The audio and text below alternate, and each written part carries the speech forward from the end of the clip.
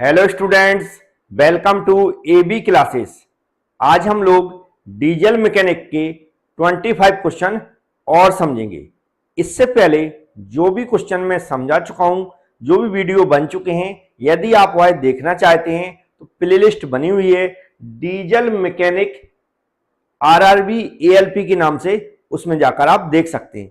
यह प्लेलिस्ट आपको AB classes YouTube channel पर मिल जाएगी।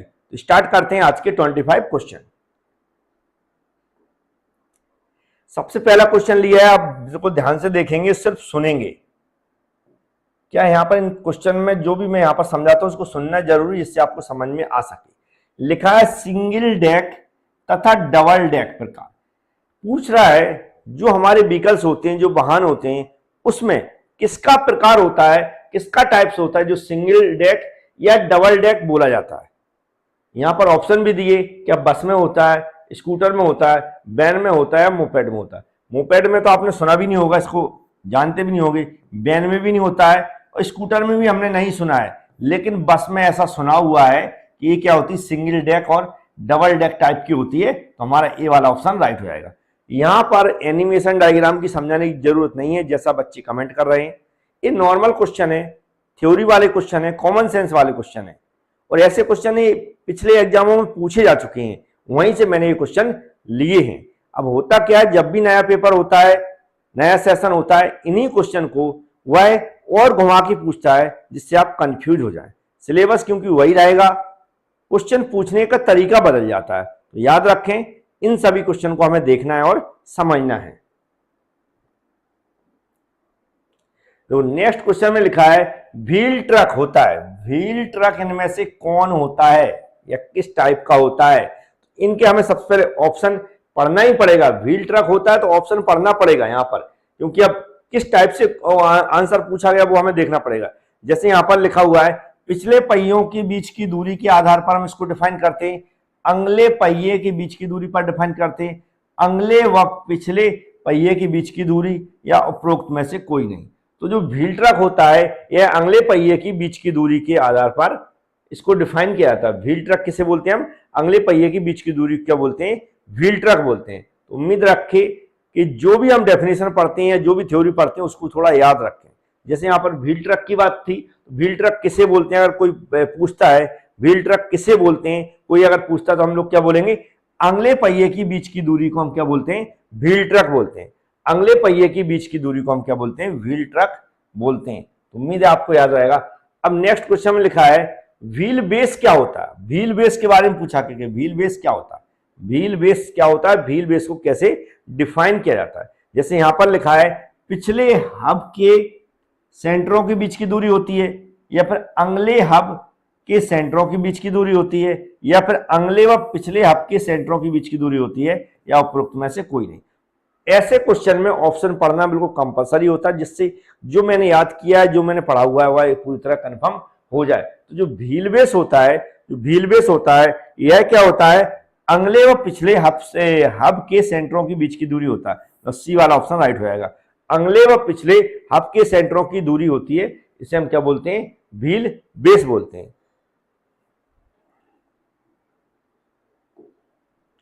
नेक्स्ट क्वेश्चन में लिखा है भार उठाने के अनुसार, भार उठाने के अनुसार ट्रक की किस्म नहीं है। क्वेश्चन पूछा है ऐसे ट्रक जिन्हें हम ट्रक बोलते हैं, ट्रक छोटे हों, बड़े हों, या हैवी लोड उठाते हों, अलग अलग टाइप के ट्रक को डिफाइन किया गया। उसमें हम ट्रक को देखते हैं तो ऐसा ट्रक बताना है इन सभी ऑप्शन में से कि जो हैवी लोड नहीं उठाता। क्या? हैवी लोड नहीं उठाता। तो यहां पर हम देखते हैं कि क्या लगा, प्लेटफॉर्म हो गया, डंपिंग हो गया, टेलर हो गया, डरक हो गया। तो इनमें से हमें किसी एक को चुनना है कि जो हमारा हैवी वेट नहीं उठाता। यही लिख रहा हैवी, वो है मतलब भार उठाने के अनुसार ट्रक की किस्म नहीं है। तो भार उठाने के अनुसार यहां पर जो ट्रेलर देख रहे हैं आप, ट्रेलर, इसके बारे में आपने सुना होगा। ये नॉर्मली प्लेटफॉर्म पे या कंपनियों में क्या करते हैं, एक जगह से दूसरी जगह सामान ले जाने के काम आता है। लेकिन जो हमारा वेट उठाने की मशीनें होती हैं, भार को लोड करने की मशीनें होती हैं, उसकी कैटेगरी में नहीं आता। तो कौन सा? सी वाला ऑप्शन इसका राइट हो जाएगा। उम्मीद है इसका आंसर आपको मिल गया होगा। नेक्स्ट क्वेश्चन में डिपर से संबंधित क्या लिखा, डिपर से संबंधित। यहाँ पर जो स्टेटमेंट दिए हुआ है, क्वेश्चन में पूछ रहा है कि डिपर से संबंधित कौन सा स्टेटमेंट है, डिपर से संबंधित कौन सा स्टेटमेंट है यहाँ पर पूछा गया। तो डिपर से संबंधित जो भी स्टेटमेंट है पहले पढ़ लेते हैं। क्या लिखा, यात्रियों को एक स्थान से दूसरे स्थान पर जाना, तो ये डिपर का काम नहीं है। पिछले समतल भाग पर भारी सामान रखने की जगह देना, ये भी नहीं है। पिछली तरफ हाफ बॉडी तक के स्तर तक सामान रख कर जाना, ये वाला मुझे लग रहा है डिपर का संबंध सी वाले ऑप्शन से रहता है, क्योंकि यहाँ पर लगा खेती बाड़ी के कामों के लिए उपयुक्त, ये भी नहीं है, ये भी नहीं है, ये भी नहीं। तो हम क्या याद रखेंगे, डिपर का संबंध किससे होता है, पिछली, याद रखें क्या लगा, पिछली तरफ हाफ बॉडी तक के स्तर तक सामान रखने कर जाना, रख कर जाना है ना, उसे हम क्या बोलते हैं, डिपर बोलते हैं।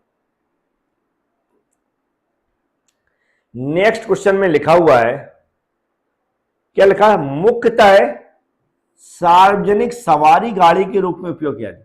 जो नॉर्मली आम जनता के लिए सार्वजनिक बोलते हैं जनरली, कि ऐसी कौन सी गाड़ी इसका उपयोग किया जाता है। अब यहाँ पर तो कुछ ऑप्शन ऐसे देते, जैसे ट्रक है, अब ट्रक का तो सामान के लिए यूज ही नहीं किया जाता है, तो पहले ही कैंसिल कर दिया।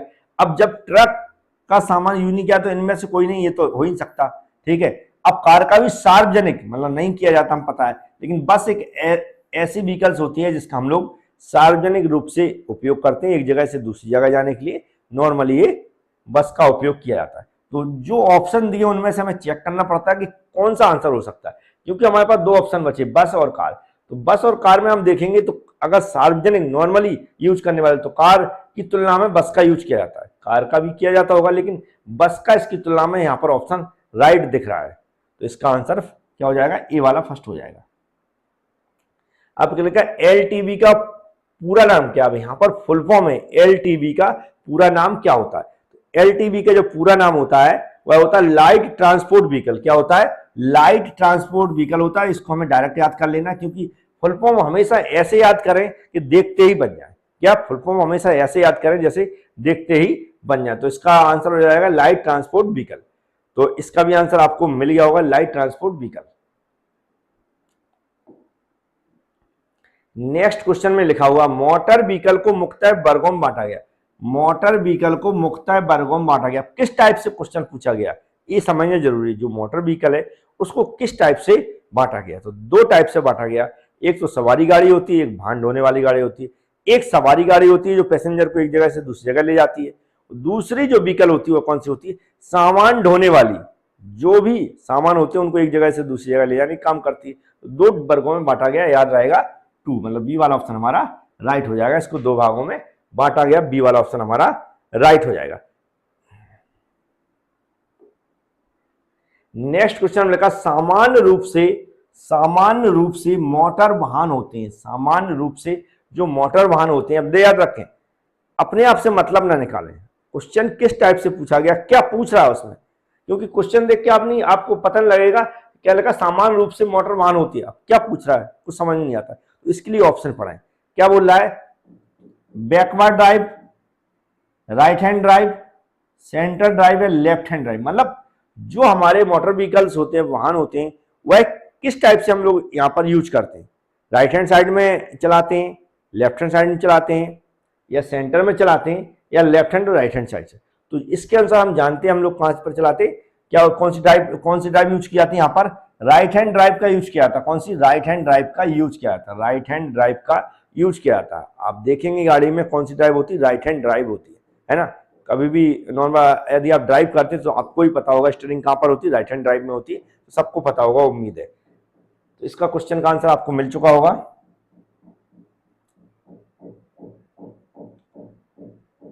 नेक्स्ट क्वेश्चन हमने कहा, चेसिस की मूल बनावट में होती है। चेसिस बनती है ना, चेसिस बनती है, उसकी जो बनावट होती है उसमें मेन, यहां पर पूछ रहा है कि मेन कौन सा पार्ट होता है, ये पूछा जा रहा है। तो हम जानते हैं ब्रेक तो मेन पार्ट हो नहीं सकता, लाइट भी नहीं हो सकता है, स्टीयरिंग भी नहीं हो सकती, लेकिन चेसिस फ्रेम में मेन भाग होता है। तो इसलिए क्वेश्चन सिंपल था, तो मैंने जल्दी बता दिया कौन सा भाग होता है, चेसिस होता है, चेसिस फ्रेम होता है इसका मेन भाग। तो इसका भी आंसर वैसे आपको पता होगा, लेकिन फिर भी मैंने बता दिया। नेक्स्ट क्वेश्चन में लिखा है, क्या लिखा देखो, मोटर वाहन की बॉडी में, मोटर वाहन की बॉडी में निम्नलिखित में से कौन से गुण आवश्यक है?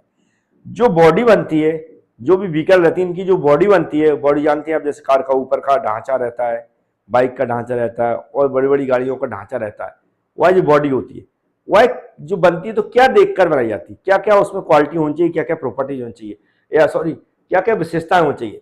तो भार में हल्की होनी चाहिए, सही बात है। हम हमेशा देखते हैं जैसे अब कार की बॉडी है तो हम यही सोचेंगे भार में हल्की हो वजन में, नहीं तो उसका वेट क्या होगा, ऊपर से वेट बढ़ेगा। फिर क्या होगा, पर मजबूत होना चाहिए, ये भी हम लोग चाहते हैं। इसका रंग व डिजाइन भी आकर्षक होना चाहिए, ये भी चाहते हैं। मतलब उपरोक्त सभी वाला आंसर राइट हो जाएगा। तीनों हम चाहते हैं, मतलब तीनों इसकी तीनों विशेषताएं होनी चाहिए इसकी बॉडी में। नेक्स्ट क्वेश्चन लिखा है संरचनात्मक इकाई का मूल अवयव है। क्या लिखा है? It is the basic component, क्या basic component of a structure unit. जो स्ट्रक्चरल यूनिट होती है उसका इनमें से बताना है कि बेसिक कंपोनेंट कौन सा है। स्ट्रक्चरल जो यूनिट होती है उसमें फ्रेम होता है, हम जानते हैं सभी लोग, और चेसिस भी होता है। फ्रेम और चेसिस दोनों होते हैं, तो जो ए बी वाला ऑप्शन है यह हमारा राइट हो जाएगा, है ना। तो मतलब ए वाला ऑप्शन राइट होगा, कौन सा? सी वाला, याद रखें, क्योंकि ए और बी दोनों ही क्या होते हैं, इसके कंपोनेंट होते हैं स्ट्रक्चर यूनिट के। उम्मीद है इसका भी आंसर आपको पता चल गया। हम यहाँ पर प्रैक्टिस कर रहे हैं, याद रखें। प्रैक्टिस का मतलब जो क्वेश्चन पूछे गए, कैसे पूछे गए थे, वो एक तो वो पता चल जाता है। बहुत सारे स्टूडेंट हैं जो पहली बार क्वेश्चन देख रहे हैं तो उनको भी पता चल जाता है, और जो लोग पढ़ चुके पहले से उनका रिवीजन भी हो जाता है। तो याद रखें, ऐसे ही आप प्रैक्टिस करना चाहते हैं तो यहाँ पर लगा सब्सक्राइब, ऐसे ही बटन आपको यूट्यूब चैनल पर दिख रहा होगा। एबी क्लासेस जब भी ओपन किया होगा तो इस पर क्लिक करके सब्सक्राइब कर लें, बेल आइकन पर क्लिक कर लें, वीडियो को लाइक कर दें, जिससे कि ऐसे ही वीडियो और भी मैं अपलोड करूं उसका नोटिफिकेशन आपके पास पहुंच सके और आप उसको टाइम से देख सकें। कई बार होता है नोटिफिकेशन नहीं भेजा जाता है यूट्यूब की तरफ से, वो इसलिए नहीं भेजा जाता है क्योंकि आप सब्सक्राइब नहीं करते हैं चैनल को, ना बेल आइकन पर क्लिक करते। सब्सक्राइब कर लें, बेल आइकन पर क्लिक कर लें, इससे आपका कोई नुकसान नहीं, फायदा ही होने वाला है। नेक्स्ट क्वेश्चन में लिखा उद्देश्य के आधार पर ऑटोमोबाइल गाड़ियों को निम्नलिखित में से किस में बांटा गया। मतलब उद्देश्य के आधार पर, पर्पज, किसी पर्पज के आधार पर। मैंने कहा ना, क्वेश्चन पढ़ के कुछ भी समझ में नहीं आएगा। कई बार हम लोग क्वेश्चन पढ़ लेते हैं लेकिन फिर भी दिमाग से निकल जाता कि आखिर पूछ क्या रहा। तो उद्देश्य के आधार पर, मतलब जो व्हीकल बना रहा है उसका क्या उद्देश्य है, व्हीकल जो बना रहा है उसका क्या उद्देश्य है। तो हम अभी बता चुके हैं कि दो टाइप से व्हीकल बनते हैं, एक हमारा सामान ढोने वाली और एक पैसेंजर को ढोने वाली। यहाँ पर हम देखेंगे हल्की तथा भारी, इसका उद्देश्य नहीं होता है। यात्री, हाँ, बी वाला ऑप्शन हो सकता है, पेट्रोल डीजल गाड़ी, उपरोक्त में से कोई नहीं, मतलब बी वाला ऑप्शन हो जाएगा। यात्री तथा सामान गाड़ी, है ना, जैसा मैं बता चुका हूं। ऑप्शन देख के पता चलता है, ऑप्शन देखकर पता चलता है कि आखिर पूछ क्या रहा क्वेश्चन में, क्योंकि क्वेश्चन अकेला देखेंगे तो कुछ समझ में नहीं आएगा। नेक्स्ट क्वेश्चन में लिखा हुआ है एक 4 स्ट्रोक इंजन में एक पावर स्ट्रोक उत्पन्न करता है। एक 4 स्ट्रोक इंजन में जो पावर उत्पन्न होती है वह किसके द्वारा होती है और कैसे होती है? क्या लिखा? क्रैंकशाफ्ट के 2 चक्रों में, क्रैंकशाफ्ट के 4 चक्रों में नहीं, क्रैंकशाफ्ट के 6 चक्रों में नहीं, क्रैंकशाफ्ट के 8 चक्रों में। मतलब ए वाला ऑप्शन हो जाएगा, क्रैंकशाफ्ट के 2 चक्रों में पावर डेवलप होती है 4 स्ट्रोक इंजन के अंदर, है ना। याद रखें, 4 स्ट्रोक इंजन के अंदर इस टाइप का क्वेश्चन बहुत बार रिपीट हो चुका है। उम्मीद है इसका आंसर आपको पता चल गया होगा। नेक्स्ट क्वेश्चन में लिखा हुआ है एक 2 स्ट्रोक साइकिल इंजन में, एक 2 स्ट्रोक साइकिल इंजन में एक पावर स्ट्रोक उत्पन्न करता है। एक 2 स्ट्रोक साइकिल इंजन में जो पावर स्ट्रोक होती है वह कैसे होती है? यहां पर क्या लिखा? क्रैंकशाफ्ट के प्रत्येक चक्कर में, क्रैंकशाफ्ट के 2 चक्कर में तो हो ही सकता, क्रैंकशाफ्ट के 3 चक्कर में, क्रैंकशाफ्ट के 4 चक्कर में। मतलब क्रैंकशाफ्ट के प्रत्येक चक्कर में पावर उत्पन्न होती है किसके अंदर? 2 स्ट्रोक इंजन के अंदर। 2 स्ट्रोक इंजन के अंदर क्रैंकशाफ्ट के प्रत्येक चक्कर में पावर डेवलप होती है। उम्मीद है क्वेश्चन आपको याद हो रहे होंगे और याद होने चाहिए, क्योंकि 4 स्ट्रोक के बारे में सभी जानते हैं, 2 स्ट्रोक के बारे में भूल जाते हैं। तो 2 स्ट्रोक के बारे में जरूर याद रख लें। क्या लिखा? क्रैंकशाफ्ट के प्रत्येक चक्कर में पावर डेवलप होती है 2 स्ट्रोक के अंदर। इसकी थ्योरी भी हम समझा चुके हैं। यदि आप और भी वीडियो देखेंगे तो ऑटोमोबाइल इंजीनियरिंग के नाम से प्लेलिस्ट बनी हुई है जिसमें कंप्लीट थ्योरी आपको मिल जाएगी, तो वहां पर भी आप जाकर देख सकते हैं। क्वेश्चन नंबर 16 क्या लिखा है?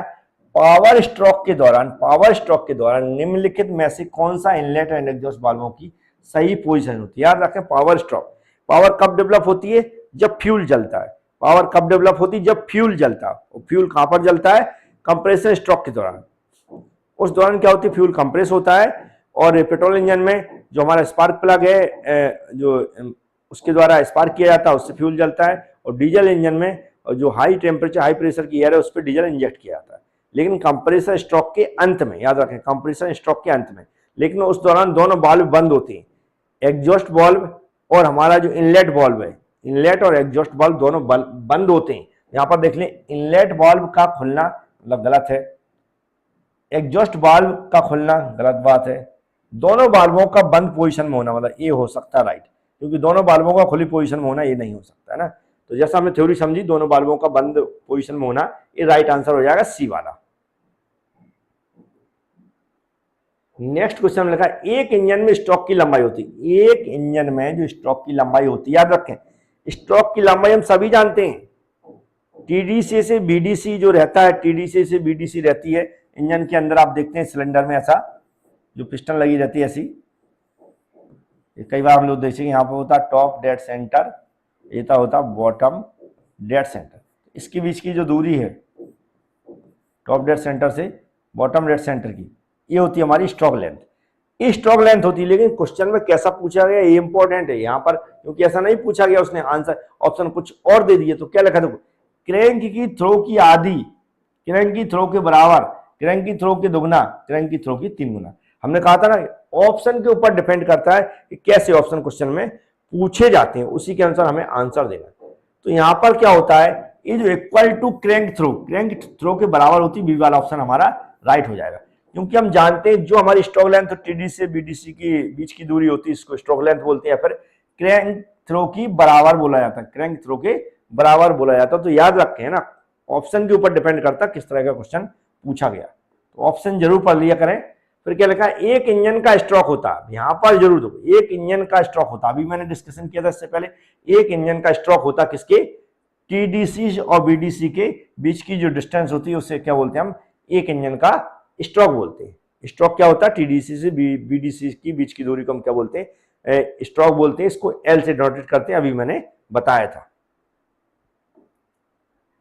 नेक्स्ट क्वेश्चन में लिखा है, एक 4 स्ट्रोक इंजन की क्षमता इतने, एक 4 स्ट्रोक इंजन की दक्षता इतने लीटर मतलब वॉल्यूम दिया है, सिलेंडर का स्वेप्ट आयतन ज्ञात कीजिए। तो स्वेप्ट आयतन के लिए अगर डायरेक्ट फॉर्मूला लगाए तो आप ऐसा लगा सकते हैं, ऐसे क्वेश्चन में हम लोग ऐसे यूज करते हैं, VD अपॉन क्या हो जाएगा, N हो जाएगा।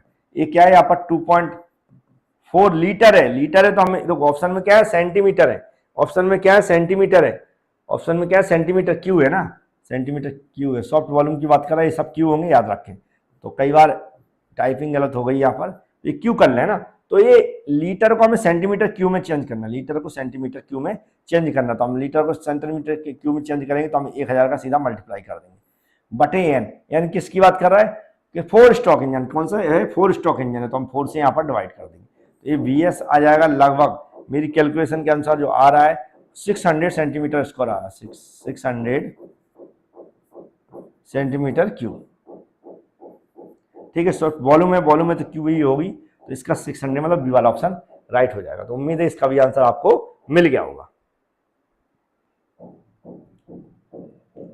नेक्स्ट क्वेश्चन में लिखा हुआ है, एक जेट इंजन किस सिद्धांत पर कार्य करता है, एक जेट इंजन किस सिद्धांत पर कार्य करता है। क्वेश्चन में पूछा गया एक जेट इंजन किस सिद्धांत पर कार्य करता है, ये करता कंजर्वेशन ऑफ पावर, शक्ति संरक्षण के सिद्धांत पर कार्य, इस पे बी वाला ऑप्शन राइट हो जाएगा, कंजर्वेशन ऑफ पावर है शक्ति संरक्षण के सिद्धांत पर काम करता है। एक जेट इंजन किस सिद्धांत पर काम करता, तो याद रहेगा ये है शक्ति का संरक्षण के सिद्धांत पर काम करता है, कंजर्वेशन ऑफ पावर पे काम करता है, तो इसका भी आंसर आपको याद रहेगा।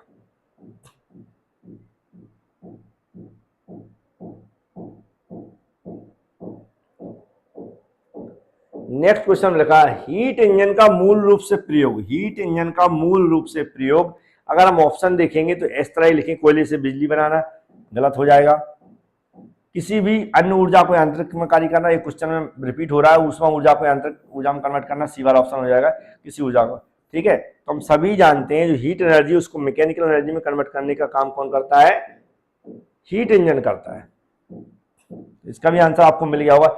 नेक्स्ट क्वेश्चन में लिखा हुआ है, इंजन ऑयल, क्या लिखा है, engine oil and oil sump के बीच की पैकिंग निम्न से की बनी होती है। मतलब जो हमारा इंजन ऑयल है और ऑयल संप है, इसके बीच की हम लोग पैकिंग करते जिससे ऑयल बाहर लीकेज ना हो, ऑयल बाहर लीकेज ना हो। लीकेज से बनाने के लिए जो हम पैकिंग करते हैं, और पैकिंग किस मटेरियल की बनी रहती है, ये आंसर यहाँ पर पूछ रहा है। पेपर की बनी रहती है, कॉर्क की, एल्युमिनियम की है, या फिर एस्बेस्टस की। इसका आंसर होगा कॉर्क की, कॉर्क की बनी रहती है। बी वाला ऑप्शन हमारा राइट हो जाएगा ना। तो अब यहाँ पर इसको याद करना पड़ेगा। जैसे मैंने कहा किसी पार्ट्स के, किसी मटेरियल की बात होती है तो उसको आप रख लिया करें, याद कर लिया करें, उसमें समझने के लिए ऐसा कुछ नहीं होता है। नेक्स्ट क्वेश्चन में लिखा है रेसिप्रोकेटिंग इंजन की अपेक्षा, रेसिप्रोकेटिंग इंजन की अपेक्षा वैंकिल रोटरी इंजन का आकार होता, आकार पूछ रहा है, मतलब साइज पूछ रहा है। रोटरी इंजन की अपेक्षा जो वैंकिल इंजन है उसकी आकार का साइज होता है। इसमें रेसिप्रोकेटिंग इंजन की अपेक्षा वैंकिल रोटरी इंजन का आकार छोटा होता है। वैंकिल इंजन का आकार कैसा होता है, छोटा होता है। तो ये बेसिक क्वेश्चन है, मतलब इनमें कुछ समझना नहीं है, नॉर्मली याद कर लें। अगर कभी पूछा जाएगा कि रेसिप्रोकेटिंग इंजन की अपेक्षा वैंकिल रोटरी इंजन का आकार कैसा होता है, तो स्मॉल होता है। नेक्स्ट क्वेश्चन में लिखा है इंजन की गति, इंजन की गति, इंजन की गति व इंजन के शाफ्ट की प्रति मिनट घूमने की गति को मापने वाला उपकरण कौन सा होता है।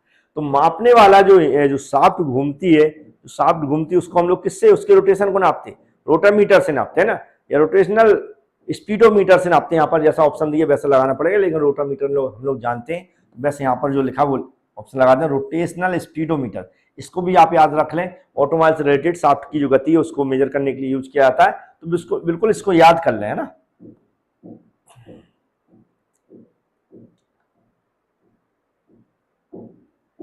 नेक्स्ट क्वेश्चन लगा पीटीओ शाफ्ट का पूर्ण रूप क्या होता है। पीटीओ का फुल फॉर्म पूछ रहा है, पीटीओ का फुल फॉर्म पूछ रहा है, पीटीओ का फुल फॉर्म पूछा, पावर टेक ऑफ। क्या लिखा, पावर टेक ऑफ। तो इसका क्या होता है, पावर टेक ऑफ, मैंने वैसे ही मुंह से बोल दिया, पावर टेक ऑफ क्या इसका फुल फॉर्म होता है, क्या होता है, पावर टेक ऑफ इसका फुल फॉर्म होता है।